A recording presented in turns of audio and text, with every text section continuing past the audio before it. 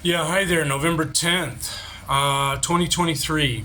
Nice and sunny here today in Shenzhen at the same apartment I've been at for 10 months here in Mabu community. Welcome.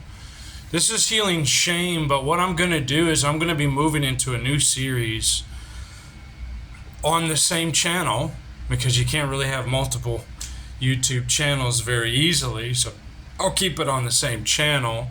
And it's going to be about building an identity from scratch. And this is going to be the first sort of prequel, if you will, pre-video to that series. And I'll just briefly explain what's going on and how I reached this point. So I've been doing some internal family system therapy on my own and sort of research and meditation journaling. And if you're not familiar with what IFS is, it is basically a theory developed by Dick Schwartz back in the 90s, I believe. And he just came up with this idea of parts. And so you've got different parts inside of you that are some kind of frozen in time and still believing that they exist in that time. And sometimes these parts will try to take over and run the show, try to control your day, your life. And at any given time, one part is in control or another part is. Basically sub-personalities, these parts, right? Now, I've been going through this, and if you're interested, you can go check it out on another video. Look at Dick Schwartz, look at Tori Olds. She goes through some really good videos about IFS. And something that I've discovered in working through these new ideas and new theories and information is that I've never had an identity of my own. Essentially, I feel I don't even have an authentic self. And I've had this false persona up in everything I do and every interaction I have. Very few people get to witness the real Jeff, whatever that is. I don't even know. And this is really important because if you don't know who you are, how can you know what you want? You can't. If you don't know who you are, you can't know what you want, and therefore you will be in a constant state of double-mindedness, of doubt, of fear, of confusion, and vacillating, oscillating back and forth between different careers, trying to make something work. How can it? You don't have self. You don't have an identity. You don't have a strong sense of self.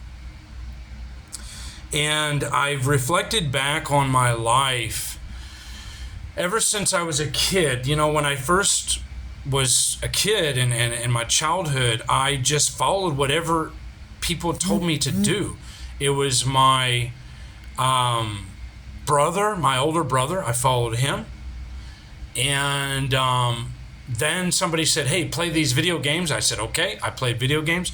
So I got addicted and I was able to dissociate really quick using video games. And I got addicted to those things really fast. But I followed my older brother, Dungeons and Dragons, the music you listen to, and I just became a sponge. I did not have a sense of self. When I started branching off into areas that I thought were interesting, like Snow, Informer, that one song, Informer, and Nicky Boom Boom Da, you know, that old song from the 90s, oh man, or Anthrax with I don't know, they were with some rap group at the time, my heavy metal band Anthrax.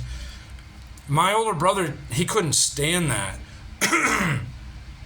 He did not like that I was getting down that path. You know, he wanted me to stay following him, and maybe I should have. But a lot of things he did, I just followed. Once he left the scene, he was already drifting away because he had his own friends. He was working a lot. So I kind of lost that. So I just became the dungeon master with my cousins, and I just picked up where he left off, and I was the dungeon master in Dungeons and Dragons for my cousins. I just followed his lead, his suit. Then he left, and then I basically, he was drifting away, and then I started following my friend Matt Pinkston, whatever he did. We were doing Lego stop motion animation with the video camera. I started just doing that. We were getting involved in some, stuff like masturbation and things. He taught me how to masturbate. Watching some porn. I got big into porn. That was probably around the time I got into pornography. I found my stepfather's porn stash in the back of the closet at that time. I started masturbating regularly. I had already been using, different things like the massager to stimulate myself. I couldn't even reach orgasm. I mean, I could reach orgasm, but I couldn't even ejaculate at that time. I was like 11 or something. And I felt a lot of shame about using this massager. It was supposed to be for the back, and I would swipe it to take care of my carnal desires, and I felt a lot of shame doing that.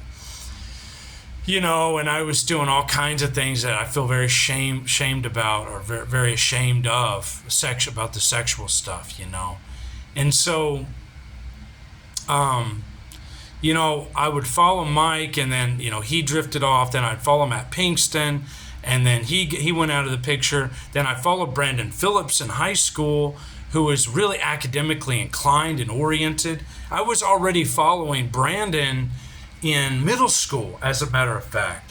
Yeah, I followed Brandon in middle school because I was following the leader. Didn't know, but then we had a falling out. And then we kind of had a resurgence together again in high school. But we had a falling out a little bit at the end of middle school, me and Brandon. And I don't know who I was following at the beginning of high school. I felt lost because I didn't have a leader, nobody to follow, no identity of my own. So I followed Brandon in high school again. Then I went to college, and then I followed Stuart Roll, who was pretty instrumental in shaping my interest and my entry into the rap and hip hop world, along with Darian Brown I lived with in my hometown, Evansville, Indiana, downtown. Started getting into rap, started writing rhymes and flow, getting into music, making my own music. So I was following Stuart Roll at that time.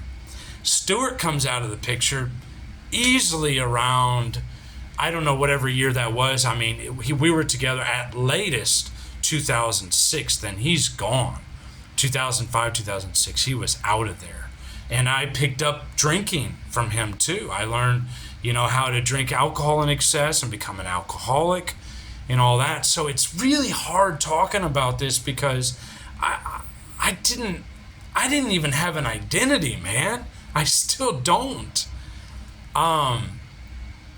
This is scary. It's gut-wrenching. I can't believe it. I'm going to be 44 in 2 months. And I still trying to figure out what I want to do when I grow up. No identity. If you don't have identity, you don't know what you want to do. You don't have any real dreams or hopes of your own. All that stuff I was doing with science, that was because mom, grandma, somebody said, do this.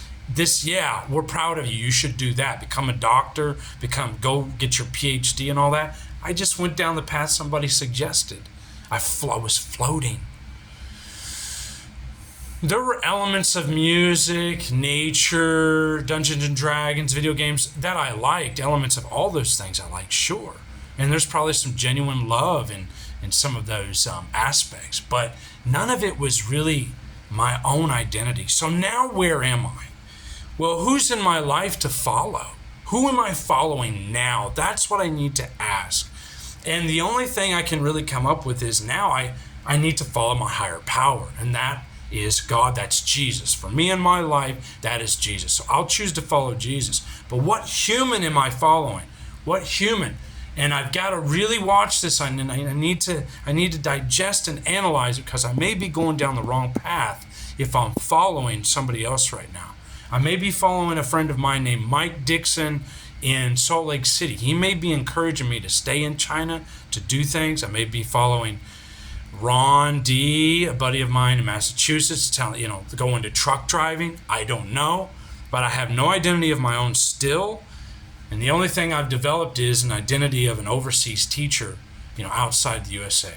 But I need to get to the bottom of this. That's why I wanted to mention how I got to this point. So I got to this point by really reflecting and seeing I have no identity. So we're going to start building an identity, a real true self from scratch. And that's the direction we're going to move in. Till next time, all the best. Good luck, and we'll talk soon.